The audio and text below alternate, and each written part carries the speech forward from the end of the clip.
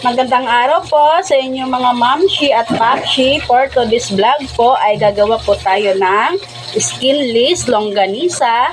Meron po tayong 1 kilo ng giniling, kalahating cornstarch, kalahating brown sugar, isang buo ng bawang, iodized salt, paprika, ground pepper, and then oyster sauce. Optional lang po ito dahil gagawa po tayo ng pang negosyo po, at the same time po pang kain na rin po sa araw-araw. So, simulan na po natin.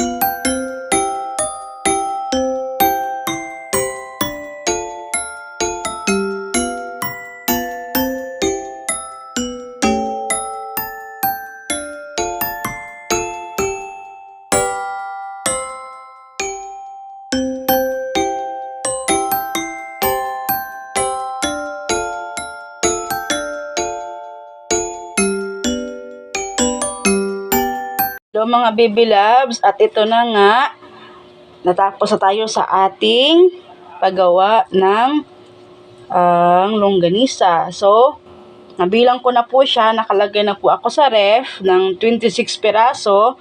So, bilangin natin, 26, 27, 28, 29, 30, 31, 32, 33, 34, 35, 36, 37, 38, 39, 40, 41, 42, 43, 44, 45, 46, 47. So, 47. Ito mga baby loves, kwentahin na po natin kung magkano po yung ating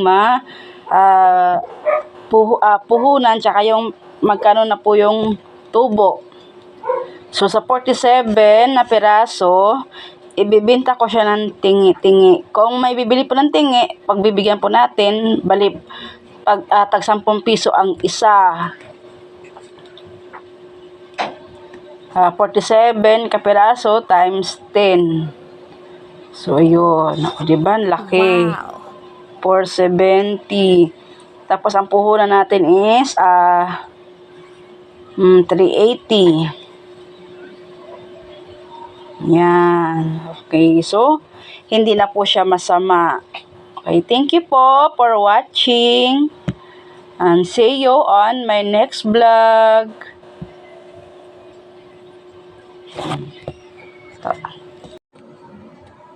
So, yun lamang po mga baby loves. Nakaka 47 pieces po tayo ng gawa ng longganisa. So, bukas na po natin ipagpatuloy kasi medyo late na po. Bukas na po ipagpatuloy natin ang pagkukwenta po kung magkano po yung magiging ginansya po talaga natin. Kasi po, tiningi ko po siya. Titinan ko po kung saan ako mas kung saan po ako mas ng tubo sa ating pong negosyo. Kung sa tingi-tingi po ba or doon po sa